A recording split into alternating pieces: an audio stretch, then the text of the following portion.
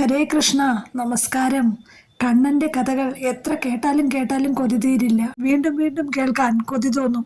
അത്രയ്ക്കും രസകരവും ആനന്ദകരവുമാണ് കണ്ണന്റെ കുസൃതി നിറഞ്ഞ കഥകൾ.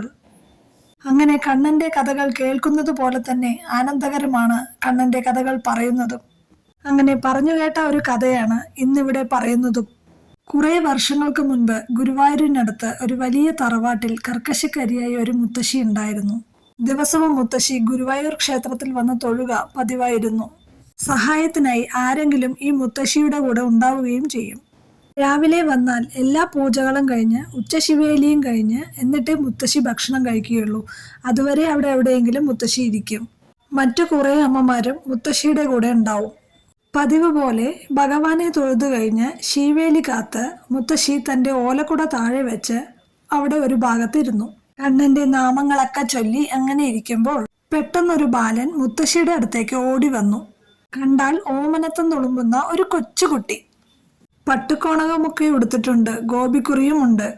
ഏതാണ്ട് 4 വയസ്സ് മാത്രം പ്രായം തോന്നിക്കുന്ന ഒരു കൊച്ചു ബാലൻ. എന്നിട്ട് മുത്തശ്ശിയോട് ചോദിക്കുകയാണ്, മുത്തശ്ശിയെ എന്താ അവിടെ ഇരിക്കണേ? അതെ, എനിക്ക് മുത്തശ്ശിയുടെ ഈ ഓലക്കുട ഭയങ്കര ഇഷ്ടായി. ഈ കുട എനിക്ക് തരുമോ മുത്തശ്ശി?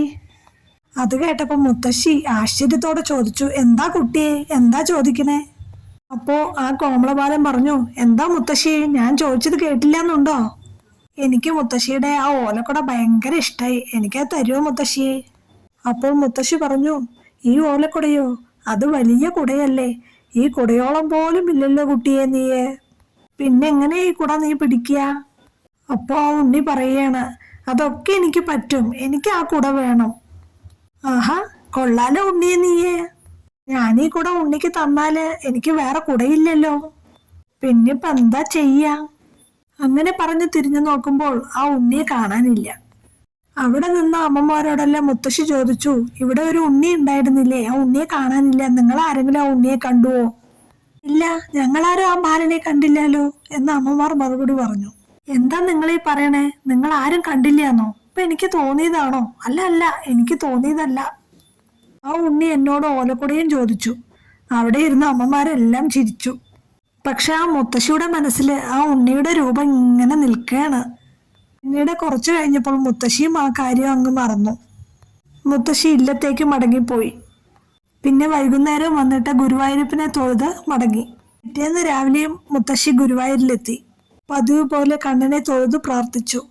എന്നിട്ട് മേൽശാന്തിയുടെ കയ്യിലെ കണ്ണനെ അർപ്പിക്കാനായിട്ട് പട്ടും വളയും ഒക്കെ കൊടുത്തു. എന്നിട്ട് അവിടെ ഒരു സ്ഥലത്ത് മാറിയിരുന്നു. കണ്ണന്റെ നാമങ്ങൾ ഇങ്ങനെ ഉരുവിട്ടുകൊണ്ടേയിരുന്നു. കണ്ണന്റെ നാമങ്ങൾ ഇങ്ങനെ ഉരുവിട്ടുകൊണ്ടിരിക്കുമ്പോൾ ദാ വരുന്നു ആ ഉണ്ണി. പട്ടുകോണമൊക്കെ ഉടുത്ത് പതുക്കെ ഓരോരോ കുസൃതിയൊക്കെ കാട്ടി കുണുങ്ങി കുണുങ്ങി അങ്ങനെ വരികയാണ്. ദൂരെ നിന്ന് കണ്ടപ്പോഴേ മുത്തശ്ശിക്ക് മനസ്സിലായി ഇന്നലെ വന്ന അതേ ബാലനാണെന്ന്. ആ ബാലൻ പതുക്കെ മുത്തശ്ശിയുടെ താഴെ വെച്ച ഓലക്കൊടിയുടെ അടുത്ത് പമ്മി പതുങ്ങി നിന്നു.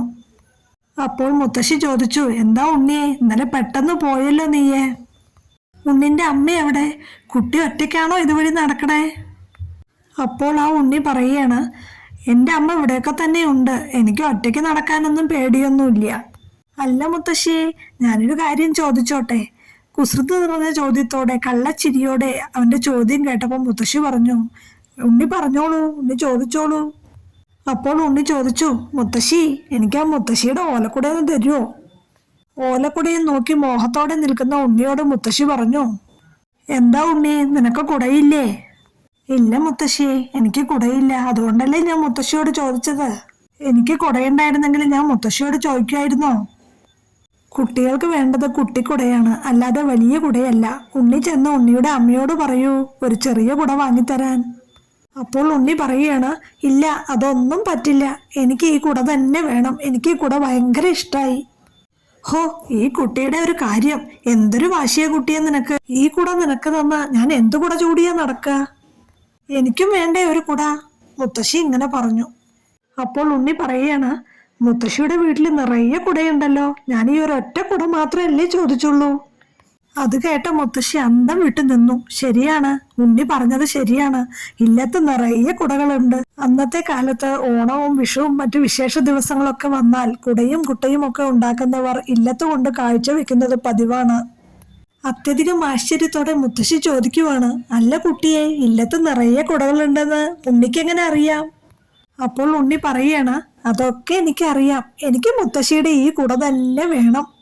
എന്റെ ഉണ്ണിയെ, ഇത് വലിയ കുടയല്ലേ, തന്നെയുമല്ല തിരിച്ചു പോകുമ്പോ എനിക്ക് വേറെ കുടയൊന്നും ഇല്ലല്ലോ എന്ന് പറഞ്ഞ് തിരിഞ്ഞു നോക്കുമ്പോ ആ ഉണ്ണിയെ അവിടെ എങ്ങും കാണാനില്ല.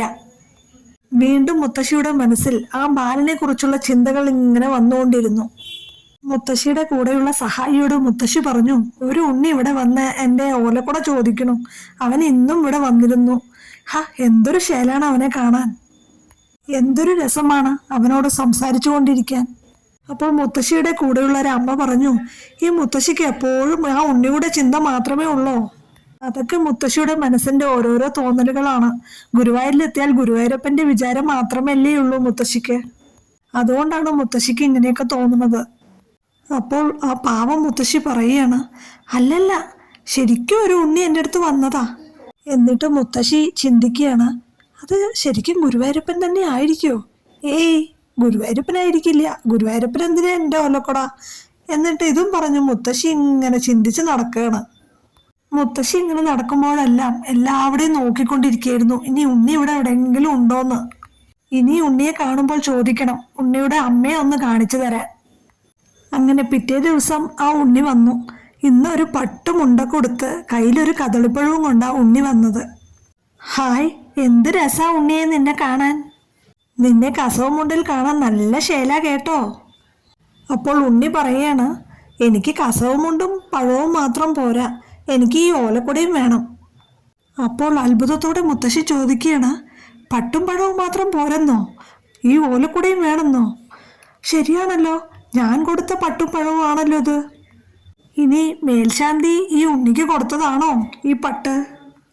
മുത്തശ്ശി അങ്ങനെ വിചാരിച്ചു. എന്നിട്ട് ഉണ്ണിയോട് ചോദിച്ചു, ഉണ്ണിയെ, മേൽശാന്തി ഉണ്ണിയുടെ ആരെങ്കിലും ആണോ? അപ്പോൾ ഉണ്ണി പറയണം, അതേ മുത്തശ്ശിയെ, മേൽശാന്തി എൻ്റെ ആളാ, എനിക്ക് മേൽശാന്തിനെ ഭയങ്കര ഇഷ്ടാ. അപ്പോൾ മുത്തശ്ശി വിചാരിച്ചു, മേൽശാന്തിൻ്റെ അടുത്തുള്ള ആരെങ്കിലും ആവും, ഭഗവാനെ ചാർത്തി കഴിഞ്ഞുള്ള പട്ടുകൾ ഈ ഉണ്ണിക്ക് കൊടുക്കുന്നതാവും. അപ്പോൾ മുത്തശ്ശിയെ, ഈ ഓലക്കുട എപ്പോഴാ എനിക്ക് തരണേ? ആ ഉണ്ണി പിന്നെയും ഓലക്കുട ചോദിക്കുകയാണ്. ഇത് കേട്ട മുത്തശ്ശി ചിരിച്ചു. ആ സമയത്ത് കുറേശ്ശെ മഴ പെയ്യുന്നുണ്ടായിരുന്നു. മുത്തശ്ശി നോക്കുമ്പോൾ ആ ഉണ്ണി ഓലക്കുടയുടെ അടിയിൽ ഇങ്ങനെ ഇരിക്കുകയാണ്. അപ്പോൾ മുത്തശ്ശി പറഞ്ഞു, എന്താ ഉണ്ണിയെ, നിന്റെ അമ്മ വന്ന് നിന്നെ തരയില്ലേ? അപ്പോൾ ഉണ്ണി പറഞ്ഞു, ഏയ്, എന്നെ അമ്മയൊന്നും വന്ന് തരയില്ല. മുത്തശ്ശി ഇത് കണ്ടോ, എന്ത് രസമാണ് ഈ കുടയുടെ അടിയിൽ ഇങ്ങനെ ഇരിക്കാൻ. മുത്തശ്ശി ഇങ്ങനെ നോക്കുമ്പോൾ ഒരു കുഞ്ഞി പട്ടുടുത്തിട്ട് ഒരു കുഞ്ഞി കണ്ണൻ താടിക്ക് കയ്യും കൊടുത്ത് ഇങ്ങനെ ആകാശവും നോക്കിയിരിക്കുന്നു. എന്ത് രസം അവനെ കാണാൻ.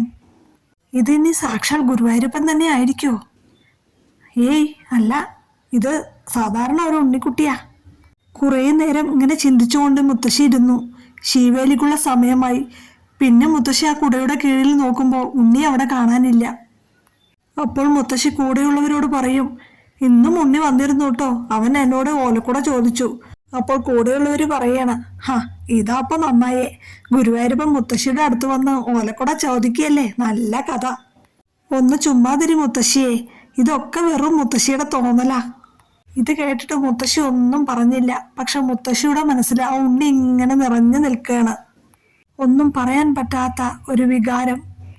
ആ സമയത്ത് ശിവേലി എഴുന്നള്ളിച്ചു വരികയാണ്. ഭഗവാന്റെ മുന്നിൽ നമസ്കരിച്ച് എഴുന്നേറ്റ് നോക്കിയപ്പോൾ ആനപ്പുറത്ത് ദാ ഉണ്ണിയിരിക്കുന്നു. കുഞ്ഞിക്കാലുകൾ അപ്പുറത്തും ഇപ്പുറത്തും ഇട്ടുകൊണ്ട് ചിരിച്ചുകൊണ്ട് ആ ഉണ്ണി ഇരിക്കുകയാണ്. മുത്തശ്ശിക്ക് തന്റെ കണ്ണുകളെ വിശ്വസിക്കാനായില്ല. എന്താ പറയണ്ടെന്ന് മുത്തശ്ശിക്ക് അറിയില്ലായിരുന്നു. മുത്തശ്ശിക്ക് സന്തോഷവും സങ്കടവും ഒക്കെ അടക്കാനാവുന്നില്ല. മുത്തശ്ശിയുടെ കണ്ണുകൾ നിറഞ്ഞൊഴുകുകയാണ്. ശിവേലിയുമായി എഴുന്നള്ളി വരുന്ന ഭഗവാൻ ആനപ്പുറത്തിരിക്കുന്നു.